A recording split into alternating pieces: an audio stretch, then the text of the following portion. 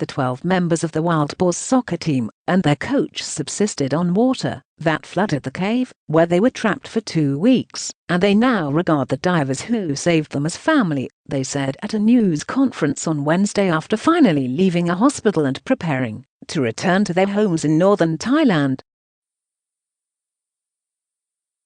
The boys looked to be in good health as they approached the news conference, smiling as they walked, and wearing matching green and white jerseys bearing a wild boar.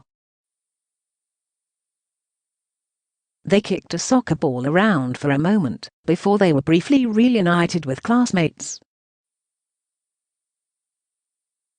Asked what the moment was like when they finally were found in the cave and got their first sign of hope, one of the boys, Adul Sam-On, told the media that they had heard a strange noise, but that we were not sure if it was a hallucination. When they realized it was real, he said, we were startled. Using a flashlight, 1 or 2 boys went to the edge of the water inside a chamber of the flooded cave system, yelling, "Hello!" A man emerged from the water, British diver John Valanthan, who said hello back to the boys. The boys said they were surprised he wasn't Thai, and they struggled to communicate in English. The man asked how many were still alive, and upon hearing that all 13 had survived, the diver replied, "Brilliant." The team's 25-year-old coach, Adul Sam-On, said he asked his players which of them spoke English and could translate. In the excitement of being found, he rushed to speak to the diver. "Be calm, be cool," one of the boys recalled telling his coach, asking him to slow down.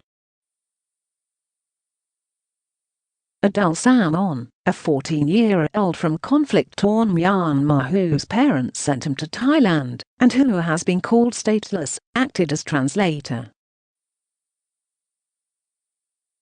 It has been reported that he can speak 4 languages. Everyone was very happy to be found, the boys said. But they struggled to answer all of the divers' questions, in large part because they were so hungry. "My mind couldn't work quickly enough," Adul said. "It's just all I could think about. Food." Recounting how they came to be trapped, Chanthong, who had been to the Tham Luang Nang Non cave before, said the team wanted to go after soccer practice on June the 23rd. They had planned to be out by 5 p.m. because it was the birthday of one of the boys, Pirabut Samplangchai, nicknamed Night. They went inside, leaving their bicycles, backpacks and soccer shoes near the cave's entrance. Chanthong noticed there was a little bit of water just beyond a 3-way juncture in the vast, underground network, but not enough to cause alarm. The boys wanted to explore further, so the coach decided to lead the way into the water to see if the group could swim through it.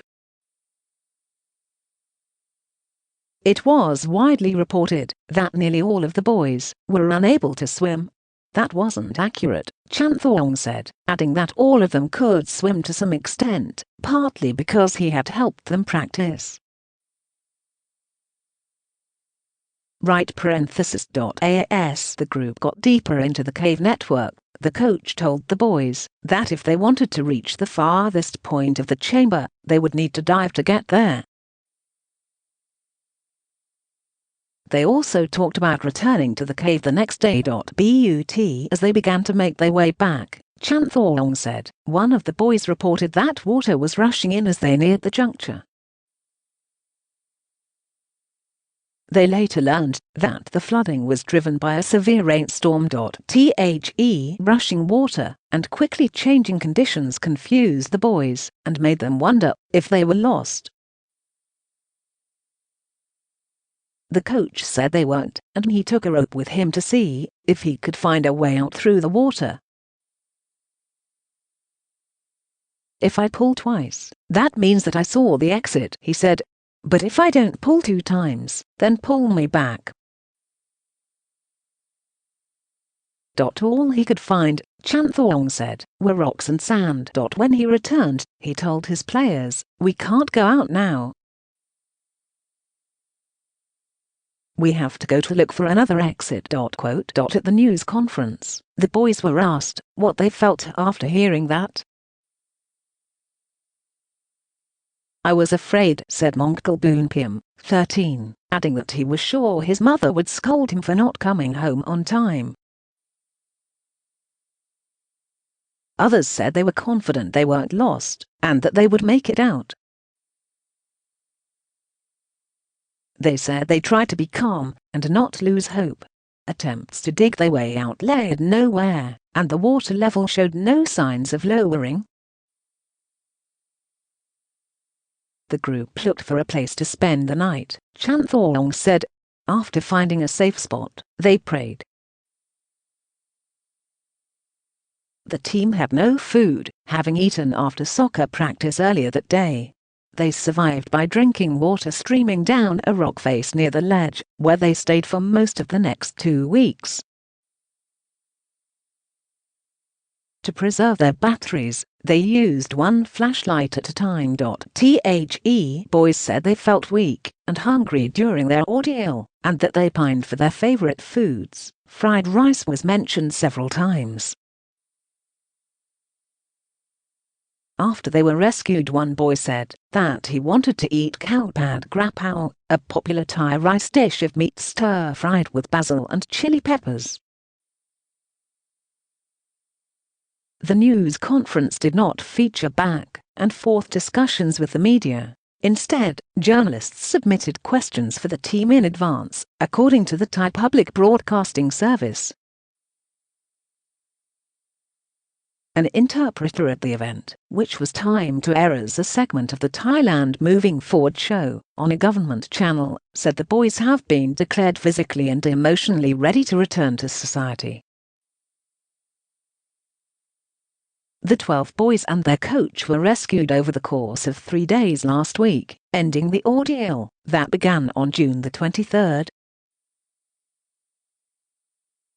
They were trapped more than a mile from the main entrance, and rescue divers had to navigate tight and treacherous passages to retrieve them. The miraculous rescue came after meticulous planning and teamwork among Thai and international emergency workers and divers. Tragedy struck when former Thai Navy SEAL diver Salman Kunan died during work to place air tanks along the escape route. He has been hailed as a hero who sacrificed himself for the boys' safety. Discussing the late diver, Chanthong said, "We feel so sad." Quote, the team also presented a drawing of him, surrounded by messages they wrote in his memory. They want to send the picture to his family, the coach said. The team's plight spurred prayers and vigils in Thailand and transfixed people around the world. Hours before Wednesday's news conference was to begin, journalists began pouring into the venue, a building that houses offices of the Chiang Rai provincial government. "We are not sure if this is a miracle, a science, or what. All the 13 wild boars are now out of the cave," the Thai Navy SEALs team had said on its Facebook page, when the extraordinary rescue was finally deemed a success.